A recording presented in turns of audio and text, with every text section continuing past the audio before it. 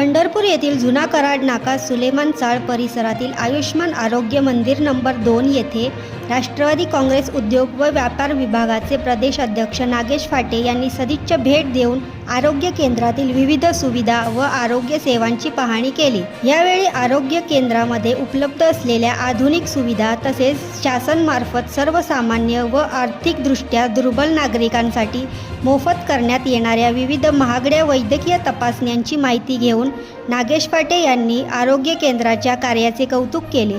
अशा सुविधा गरजू नागरिकांसाठी अत्यंत उपयुक्त असून त्यांचा अधिकाधिक लाभ नागरिकांनी घ्यावा असे आवाहन त्यांनी केले। या भेटीदरम्यान medical officer doctor Rajshri Dhananjay Salvitthal यांनी आरोग्य केंद्रातील शासनाकडून दिल्या जाणाऱ्या सर्व मोफत तपासण्यांची माहिती दिली। सदर आरोग्य केंद्राकडे सदर वॉर्डचे नगरसेवक तथा विद्यमान उपनगराध्यक्ष महादेव धोत्रे आणि सर्व आजी माजी नगरसेवकांचे लक्ष असते।